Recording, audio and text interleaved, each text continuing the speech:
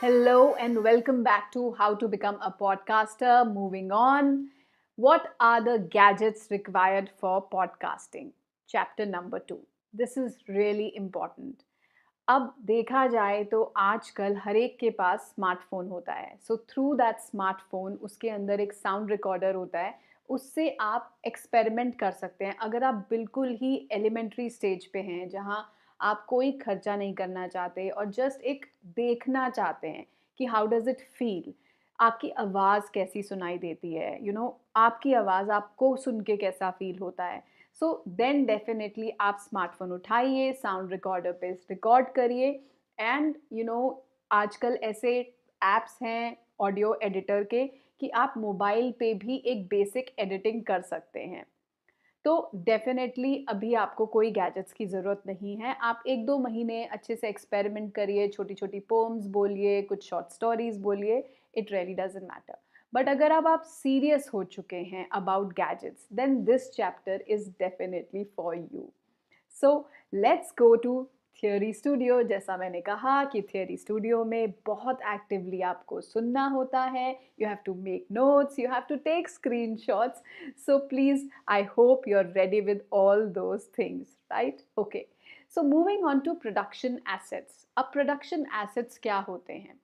अब आप अपना एक होम स्टूडियो बनाने वाले हैं. धीरे धीरे आपका एक्सपेंशन होता ही जाएगा. But to start with, for podcasting एक बेसिक रिक्वायरमेंट होती है फॉर रिकॉर्डिंग, जिसमें कि हमें माइक चाहिए, एक स्टैंड चाहिए, पॉप फिल्टर चाहिए, साउंड प्रूफिंग आप कर सकते हैं, एम्पलीफायर चाहिए होता है. तो ऐसी कुछ चीज़ें हैं जो आपको ज़रूरत में आ सकती हैं. But the basic is definitely a mic. Okay, so moving on, अब आते हैं टाइप्स ऑफ माइक्स पे. तो माइक्स में होते हैं दो type, which is condenser mic and dynamic mic. तो मैं ये आपको पहला एक एग्जाम्पल दिखा रही हूँ जो कि बहुत लोग यूज़ करते हैं, which is Blue Yeti USB microphone for recording.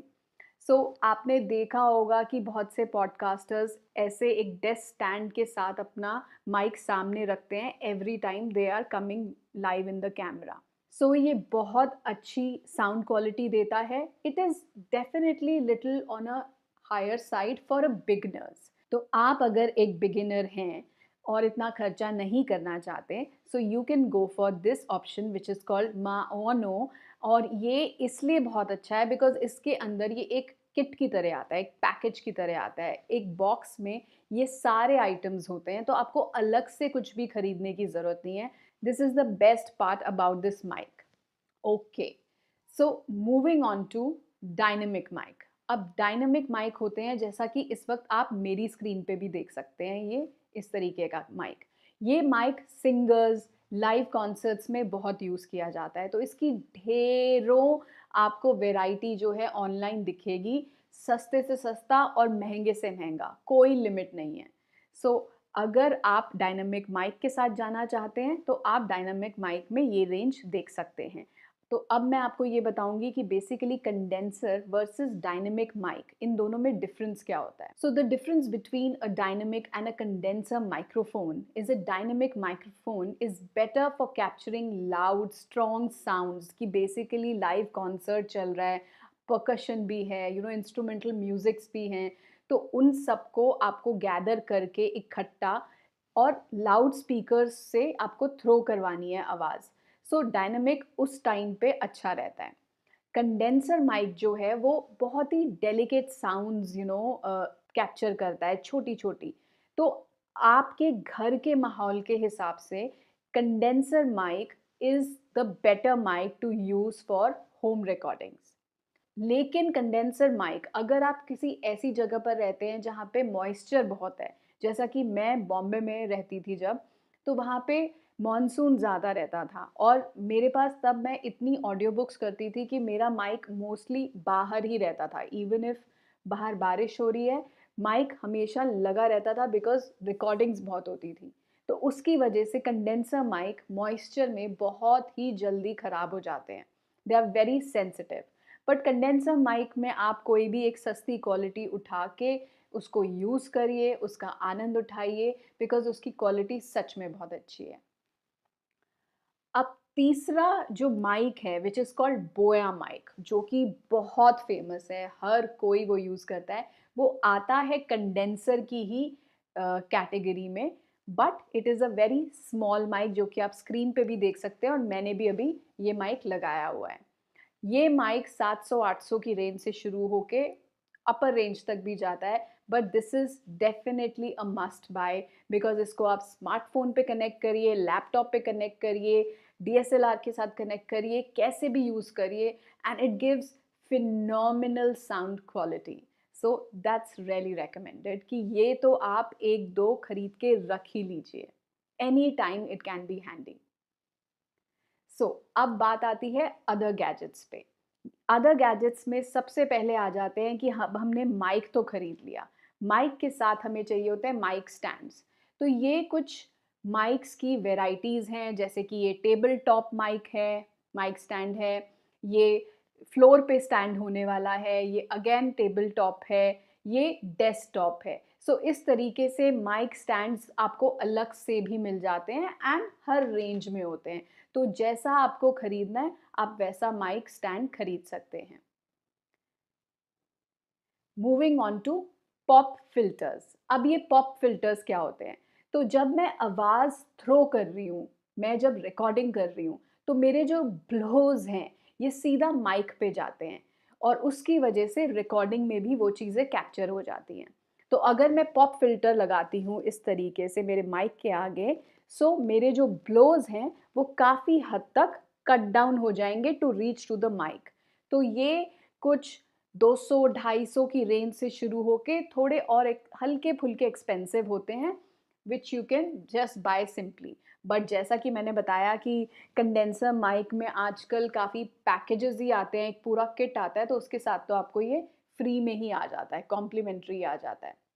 Now the most important thing is your other gadgets में हेडफोन्स, बिकॉज़ रिकॉर्डिंग के लिए तो ठीक है, फिर भी चल सकता है। कई लोग इसको रिकॉर्डिंग के टाइम पे भी यूज़ करते हैं, बिकॉज़ इससे क्या होता है कि आपका जो एक्सटर्नल नॉइज़ है वो भी कैंसल हो जाता है, तो you are able to focus more while recording.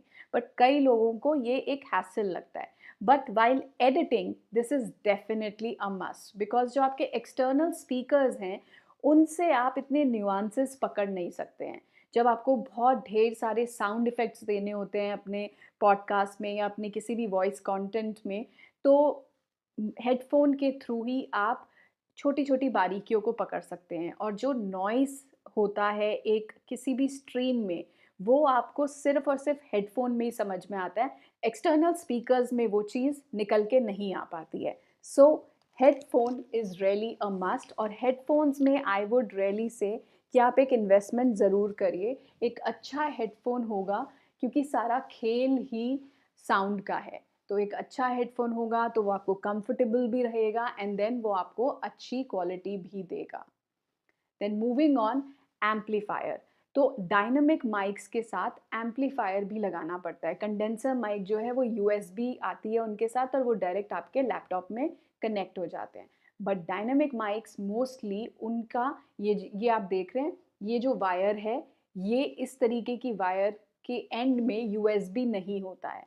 So for that you need a connector. उस कनेक्टर को एम्पलीफायर बोला जाता है, जिससे कि आप माइक कनेक्ट करते हैं, लैपटॉप कनेक्ट करते हैं और हेडफोन कनेक्ट करते हैं, और आउटपुट अगर कोई एक्सटर्नल स्पीकर्स हैं वो भी कनेक्ट कर सकते हैं। ये भी आप अच्छी एक ऑप्शन है जो खरीद के रख सकते हैं। Now coming to sound proofing.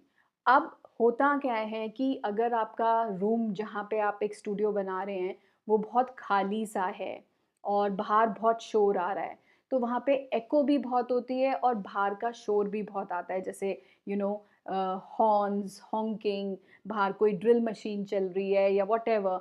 सो आप वॉल्स पे इस तरीके के टाइल्स या फोम्स को ऑर्डर करके पूरी वॉल पे पेस्ट कर सकते हैं, जस्ट लाइक वॉलपेपर हम लोग लगाते हैं।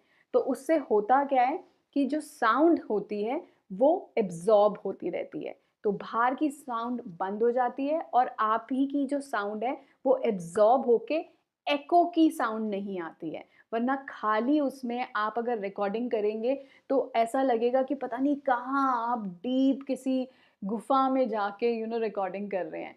सो that is why sound proofing is also important. But starting में इतनी कोई ज़रूरत नहीं होती है। आप अपने बेडरूम में ही अपना स्टूडियो बनाइए एक छोटे से डेस्क पे, और क्योंकि बेडरूम में ऑलरेडी काफ़ी हैवी कर्टन्स लगे होते हैं, मैट्रेसेस होती हैं, जनरल क्लटर होता है, कपड़े होते हैं, सो ये सारी की सारी चीज़ें जो हैं साउंड को एब्जॉर्ब करती हैं, जिसकी वजह से वो एको कैंसलेशन हो जाता है। बाकी बाहर का अगर नॉइज़ है तो वो आपको डेफ़िनेटली केयर करना पड़ेगा कि किस समय आप रिकॉर्डिंग करें, जब एकदम ही बेयर मिनिमम बाहर का नॉइज़ आपके घर के अंदर आए। ओके, सो मैंने कुछ शेयर किए हैं आपके साथ डीआईवाई जुगाड़। सो आपने वो पॉप फ़िल्टर देखा था, अब कई लोग पॉप फ़िल्टर को घर पे भी बना लेते हैं। एक आप वायर लीजिए, उसमें आपने एक ब्राउन कलर की, जो मम्मी की, आपकी किसी सिस्टर की या किसी की भी स्टॉकिंग्स होती हैं, उनको कट करके उस वायर को पहना दीजिए, और उस वायर का जो आगे का एक्सटेंशन है उसको अपने माइक के साथ यहाँ लगा दीजिए। सो दैट इज़ हाउ आपका pop filter with no money हो जाएगा घर में ही तैयार, जैसा कि आप रेफरेंस पिक्चर में भी देख सकते हैं स्क्रीन पे।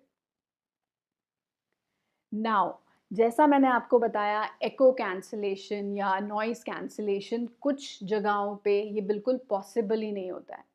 मैं खुद भी, मेरा पास्ट एक्सपीरियंस ऐसा रहा है कि मैंने कभी-कभी वॉइस के ऑडिशंस लिटरली अलमारी में अंदर बैठ के दिए हैं, बिकॉज़ वहाँ पे इतने सारे क्लोथ्स होते हैं, तो आवाज़ जो है वो एब्ज़ॉर्ब हो जाती है।